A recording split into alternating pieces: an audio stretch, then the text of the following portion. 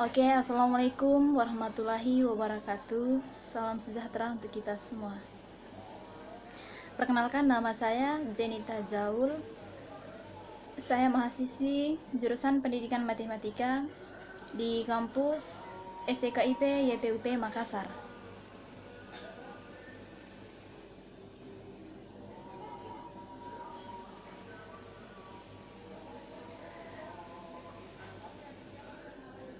Oke, baik.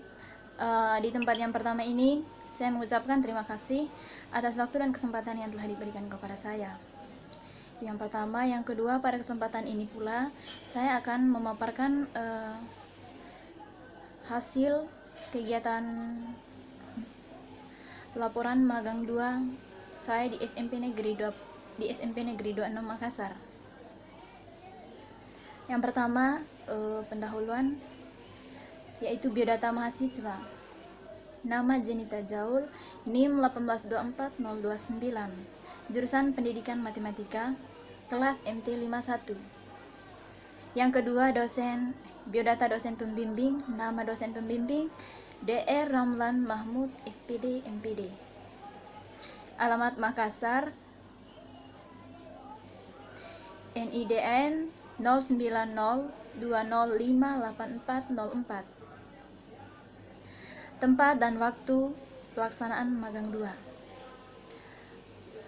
Tempat dan waktu kegiatan pelaksanaan magang 2 tahun ini karena melihat kondisinya tidak memungkinkan, jadi tempat dan pelaksanaan kegiatan magang 2 dilakukan secara daring atau online dan di bawah bimbingan oleh dosen pembimbing yang sudah ditentukan dari kampus.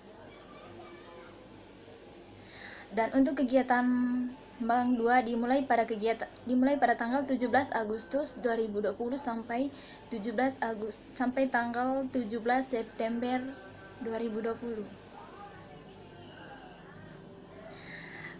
Adapun pelaksanaannya berlangsung selama kurang lebih 1 bulan.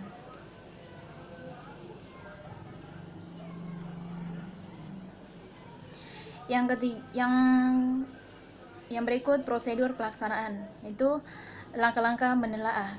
Adapun langkah-langkah menelaah adalah mengembangkan perangkat pembelajaran, yaitu yang pertama, menelaah kurikulum dan perangkat pembelajaran yang digunakan guru, dan yang kedua, menelaah strategi pembelajaran, yang ketiga, menelaah sistem pembelajaran, dan yang keempat, merancang RPP, kelima, mengembangkan media pembelajaran, 6. Mengembangkan bahan ajar, dan yang terakhir, mengembangkan perangkat evaluasi. Yang berikut hasil pelaksanaan dan pembahasan. Yang pertama, hasil pelaksanaan, yaitu poin pertama, deskripsi hasil telah kurikulum.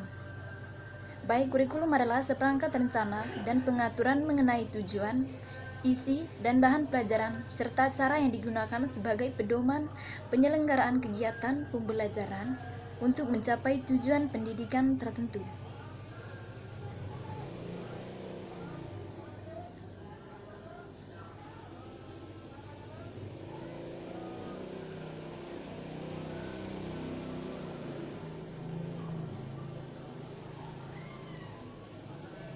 Yang kedua, deskripsi hasil telaah strategi pembelajaran yang digunakan guru.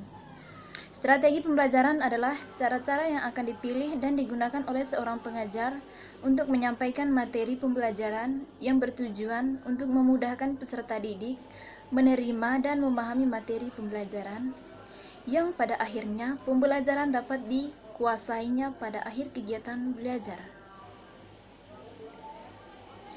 Metode pembelajaran adalah cara atau prosedur yang digunakan guru untuk mencapai tujuan pembelajaran. Metode pembelajaran lebih bersifat prosedural, yaitu berisi tahapan tertentu. Sedangkan teknik adalah cara yang digunakan, yang bersifat implementatif. Metode yang dipilih oleh masing-masing guru biasa sama, tetapi teknik pencapaiannya yang berbeda-beda. Di masa pandemi COVID-19 sekarang ini, semua lembaga, termasuk lembaga sekolah, terkena dampak dari pandemi. Namun bukan berarti sekolah harus libur. Di masa pandemi COVID-19, lembaga sekolah tetap aktif dengan tetap melakukan pembelajaran daring. Berdasarkan hasil deskripsi yang telah dilaksanakan bahwa strategi pembelajaran yang digunakan guru di tingkat SMP selama masa pandemi COVID-19 adalah strategi pembelajaran berbasis masalah. Yang ketiga, deskripsi hasil telaah rancangan RPP guru. Rencana pelaksanaan pembelajaran atau RPP adalah rencana yang menggambarkan prosedur dan manajemen pembelajaran untuk mencapai satu kompetensi dasar yang ditetapkan dalam standar isi yang dijabarkan dalam silabus. Yang keempat, deskripsi hasil telaah media pembelajaran yang digunakan guru.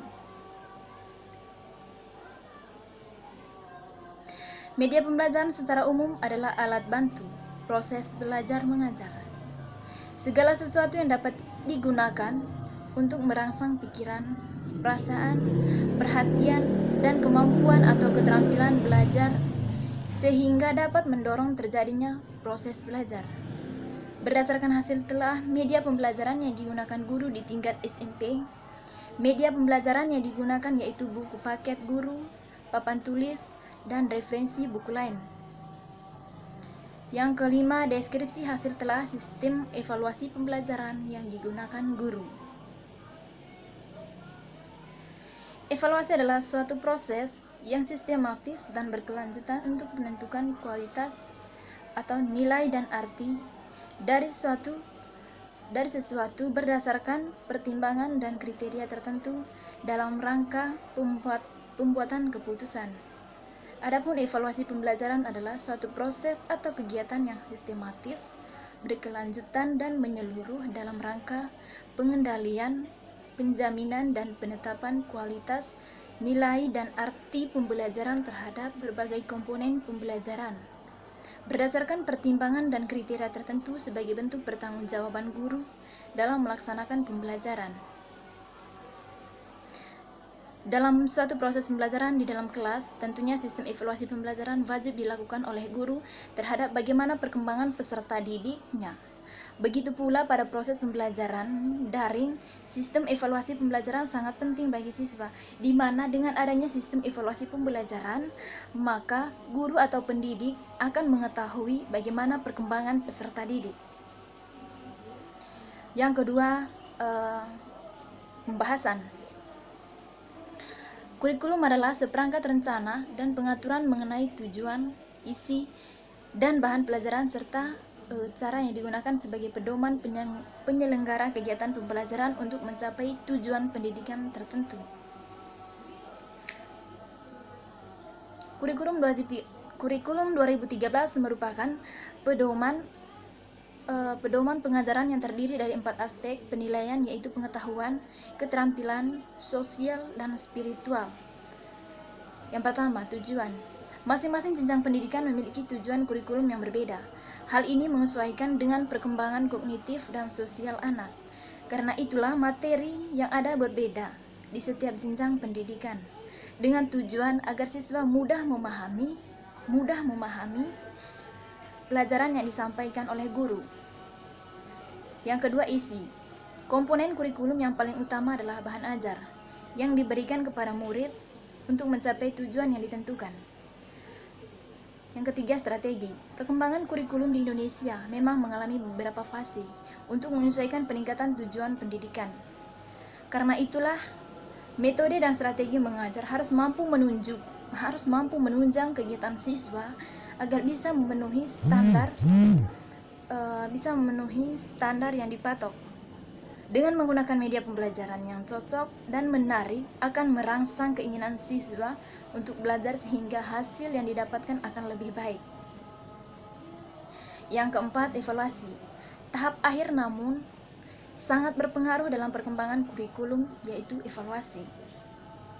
Hasil pembelajaran akan diketahui untuk memberikan penilaian apakah penerapannya sudah sesuai dengan kondisi siswa atau perlu dilakukan perbaikan.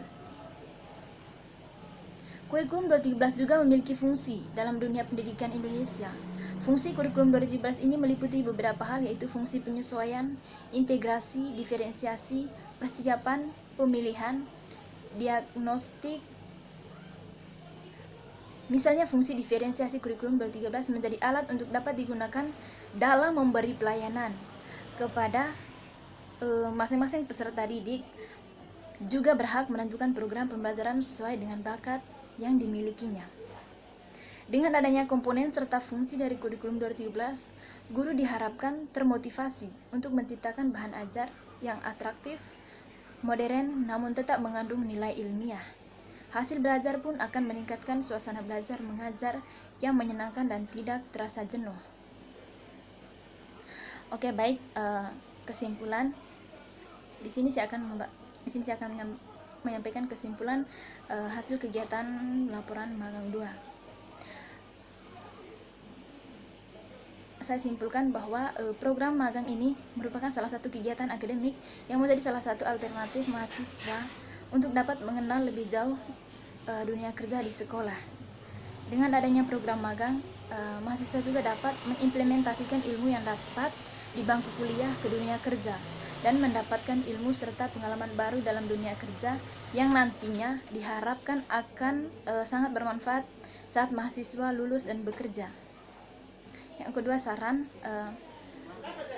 dalam berdasarkan hasil kegiatan pelaksanaan magang 2, ada beberapa saran yang dapat disampaikan. Yang pertama, perlunya kelengkapan sarana dan prasarana yang masih kurang agar dapat mendukung segala bentuk kegiatan pembelajaran selama masa pandemik.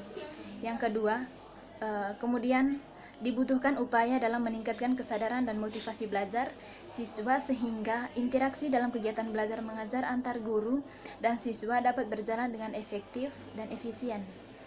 Terus yang ketiga, bagi mahasiswa yang melakukan telaah, sebaiknya dalam melaksanakan telaah harus betul-betul memanfaatkan waktu sebagaimana mestinya sehingga tugas selama magang 2 dapat berjalan sesuai yang diharapkan.